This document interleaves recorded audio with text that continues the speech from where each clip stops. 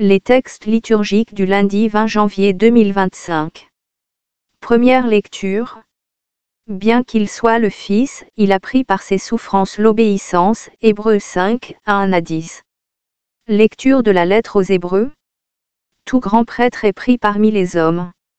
Il est établi pour intervenir en faveur des hommes, dans leur relation avec Dieu. Il doit offrir des dons et des sacrifices pour les péchés.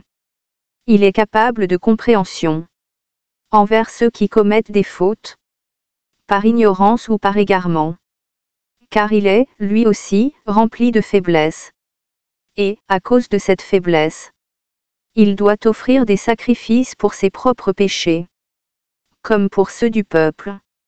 On ne s'attribue pas cet honneur à soi-même. On est appelé par Dieu. Comme Aaron. Il en est bien ainsi pour le Christ. Il ne s'est pas donné à lui-même la gloire de devenir grand prêtre. Il l'a reçu de Dieu, qui lui a dit : « Tu es mon Fils. Moi, aujourd'hui, je t'ai engendré. » Car il lui dit aussi dans un autre psaume : « Tu es prêtre de l'ordre de Melchizedek. » Pour l'éternité, pendant les jours de sa vie dans la chair, il offrit, avec un grand cri et dans les larmes, des prières et des supplications à Dieu qui pouvait le sauver de la mort. Et il fut exaucé, en raison de son grand respect. Bien qu'il soit le Fils, il a pris par ses souffrances l'obéissance, et, conduit à sa perfection, il est devenu pour tous ceux qui lui obéissent, la cause du salut éternel. Car Dieu l'a proclamé grand prêtre de l'ordre de Melchizedek.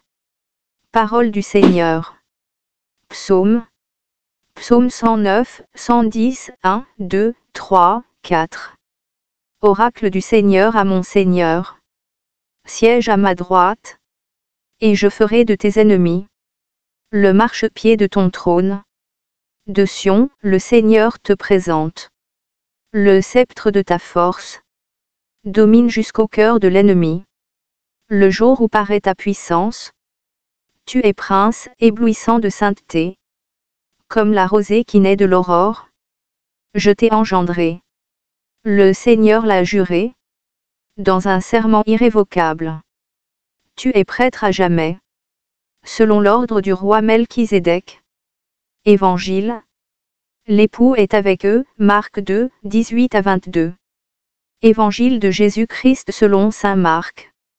En ce temps-là, comme les disciples de Jean le Baptiste et les pharisiens jeûnaient, on vint demander à Jésus : « Pourquoi, alors que les disciples de Jean et les disciples des pharisiens jeûnent, tes disciples ne jeûnent-ils pas ? » Jésus leur dit : « Les invités de la noce pourraient-ils jeûner pendant que l'époux est avec eux ? Tant qu'ils ont l'époux avec eux, ils ne peuvent pas jeûner. Mais des jours viendront où l'époux leur sera enlevé. Alors, ce jour-là, ils jeûneront. Personne ne raccommode un vieux vêtement avec une pièce d'étoffe neuve. Autrement, le morceau neuf ajouté tire sur le vieux tissu, et la déchirure s'agrandit. Ou encore, personne ne met du vin nouveau dans de vieilles outresses, car alors, le vin fera éclater les outresses. Et l'on perd à la fois le vin et les outresses. À vin nouveau, outresses neuves. Acclamons la parole.